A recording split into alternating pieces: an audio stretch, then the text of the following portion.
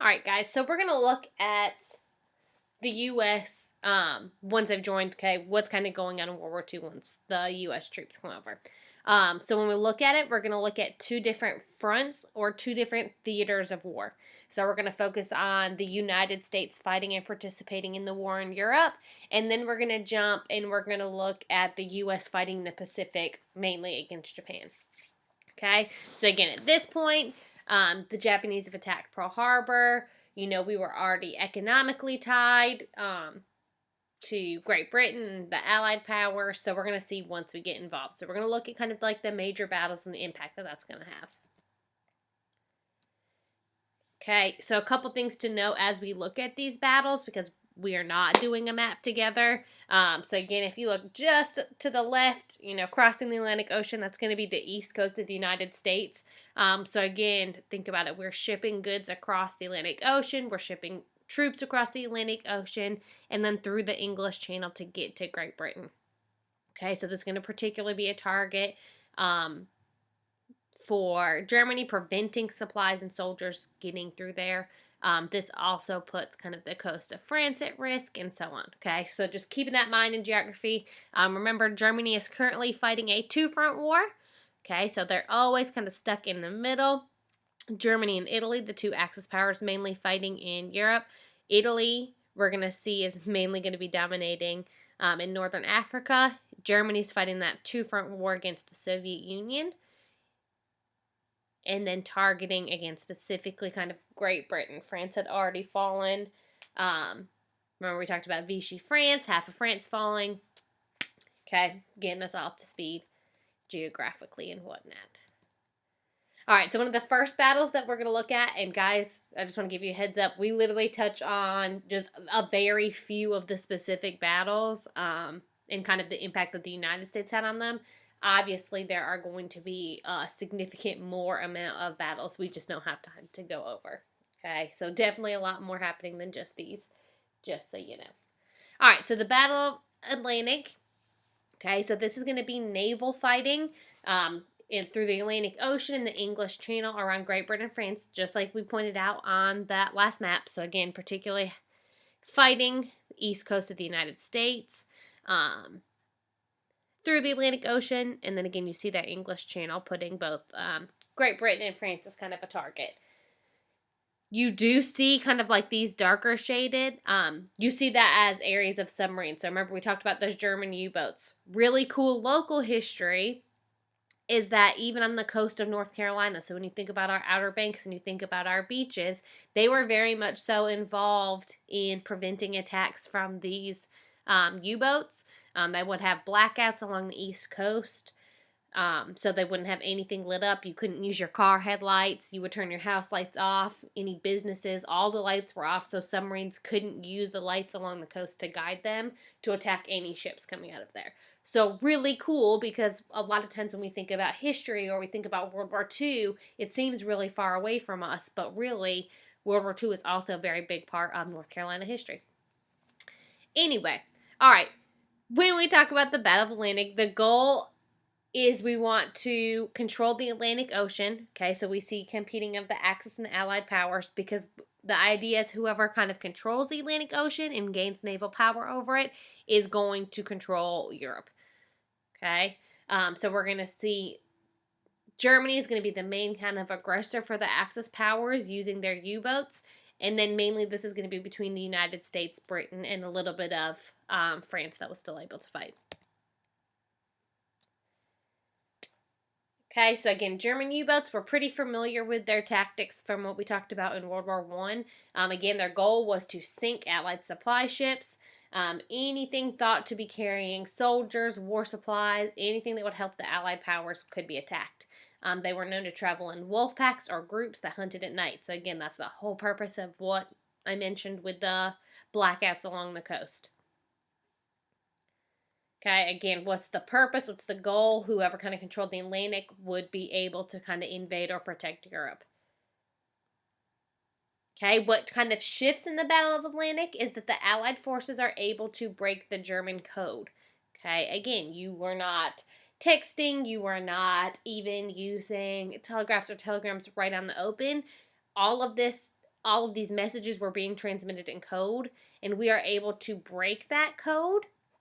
So we are able to kind of know what steps the Germans are going to take before they take them. So that allows us to have a significant advantage in the Battle of the Atlantic. Okay, so we are able to take control of the Atlantic, which again allows us to have that main entrance into Britain and the coast of France, which you're going to see is very important in a later battle. Okay, Operation Torch. Okay, this battle is going to be taking place in northern Africa. Okay, so you see the place invading right here. Okay, and there's three main kind of objectives or goals that are taking place with Operation Torch. Okay, this is going to be the Allies taking back northern Africa. Okay, we talked about Italy invading in Ethiopia and other places in northern Africa kind of earlier on in the war. We wanted to take back control of them. Okay, we're going to use that so you see kind of where we're entering off the coast of Morocco. Okay, and then we're going to push through northern Africa. And again, this was a lot of the tank fighting and so on. And we're going to kind of move that and push forward. Okay, taking back over North Africa. And we're going to move and we're going to see how that's connected. We're going to use this to push back to Italy and take over the Axis power of Italy. Okay, with this, so now not only the Axis powers fighting in Great Britain and over here in the Soviet Union, now they also have to fight in North Africa and then Italy. So this is creating a three-front war. That's super important that you understand that, okay? And then the dominant figure we're going to see is Erwin Rommel. He was kind of the German tank commander. He was nicknamed the Desert Fox.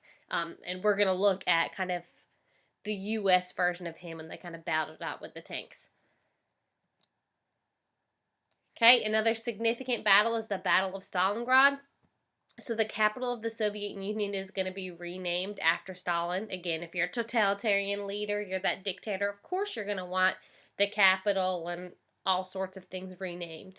Okay, so Germany had taken control of parts of the Soviet Union, and again,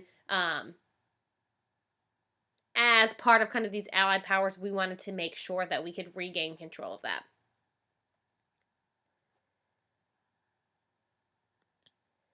Okay, this is a devastating battle when we talk about the Soviet Union, but it is very significant because we stop the Axis powers. They cannot move any further on that front, and this begins to see the turning point. Okay, so Germany has to kind of fall back, and they're going to focus more on the Western front at this point. Okay, so we see this as the turning point battle, and again, turning point, so you should be keeping this in mind for your standard chart. And this is going to be super important because you need to know kind of what's shifting and what's changing in the war, okay? You'll see this at your assessment later in the week, okay? So if you're taking notes, highlight this, put a star, put TP next to it, just to keep in mind, okay? So slowly the Axis powers begin to collapse, and you're going to see their shift moving away from the Soviet Union and back towards this Western front. Okay? Because of that shift, we're going to see the Battle of D-Day. Okay, there's a lot of speculation of what the D stands for. And in the military, it was just the way that they kind of counted off on their calendar. So it literally followed on A Day, B Day, C Day. It just happened to be D Day. Okay, so this is probably one of the most famous battles or most well-known battles of World War II. And this is going to happen on the coast of Normandy, France. Okay, so remember, most of France had fallen to Hitler at this time, and we wanted to regain control. Okay, so again, predominantly we are fighting against Germany. Okay, U.S., Britain, and France, all of their forces are going to kind of storm the beach. This is also, the official name was Operation Overlord, and the goal was to take control of France. And because France is right on that border of Germany, we would able to kind of make that final push to invade Germany to hopefully end the war. Okay, so this is super devastating, okay? Because Germany lost control of the French coast. Okay, it allowed the Allied powers to get supplies in. Germany is losing control. Okay, because Germany loses control of the French coast, that allows us to push right through into Germany. What's really cool, I don't think I put it, I need to go back and fix it. This is an amphibious invasion. So when we talk about this battle, okay, they're being attacked by land and by sea. So you see, okay, kind of these boats, they're filled with soldiers. The gate kind of drop downs and they would storm the beaches, okay? Meanwhile, above, the planes are trying to clear out the beaches of any Nazis, okay? Hitler knew that this battle was going to take place, okay? Again, like as far as military strategy, it made sense. Like, obviously, that was kind of the next step in the war. But he didn't really know when it was going to take place, so they weren't 100% prepared, okay? But the beaches were lined with things like barbed wire and Nazi soldiers shooting them as they unloaded the ships. So as these Allied soldiers are storming the beaches, they're already being kind of gunned down by these machine guns, okay? So again, devastating battle, but very significant for the progress of the Allied powers to the war. So if you've ever seen the movie Saving Private Ryan, this is kind of the most famous battle scene that we see in that. Very realistic portrayal. So again, imagine kind of carrying all of your equipment. You're dropped off. Again, they can't get super close because the boats are also being shot at. So some of the men literally are too short and sink to the bottom and had to kind of be like pulled up by the guy next to them and kind of carried in closer where their feet could touch because their equipment was so heavy and they were deep in the water. Okay, so all in all, significance of D-Day. Amphibious, they storm by land and by sea, and they're able to take over the coast of France and move in towards Germany.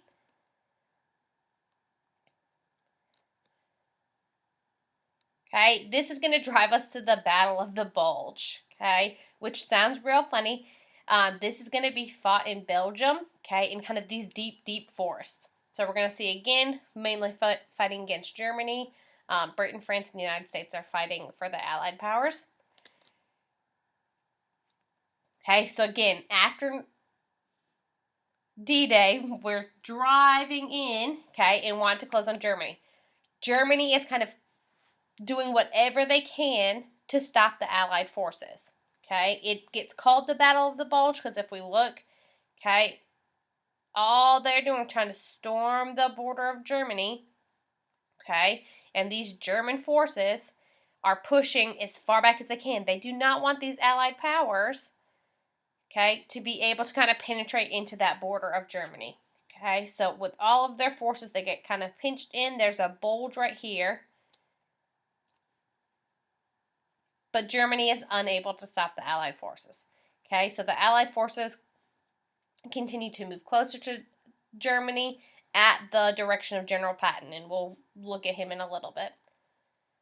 Okay, so this is actually this is probably the most underrated but most significant battle of World War II that the Americans fought in, because without this, the war would have continued on much longer.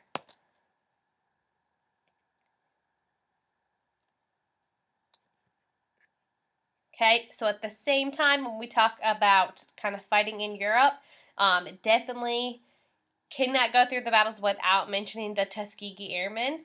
These were African American pilots in the military. And again, we talked about very similar. So African Americans could participate in World War II, still serving under segregated units. It was very rare that an African American soldier could step in a leadership position. So for the Tuskegee Airmen, they really proved kind of their value in the military and kind of earned a great honor. So when we talk about the Tuskegee Airmen, they were nicknamed Red Tails because the back of their plane was painted literally red, so they were very notable. And what they kind of served for were guides to these bomber planes. So they would basically eliminate targets that were attacking these Allied Air Force pilots in the air, and while we were kind of clearing out the air for them, the bombers were able to kind of drop low and hit the targets with the land. So they're kind of clearing out the air. Very cool. Just for time's sake, I won't play this so you don't have to watch it through that, but I will post it. It's really cool. There's also a more modern movie of Red Tails. Definitely suggest that you watch it if you're able. It's very cool.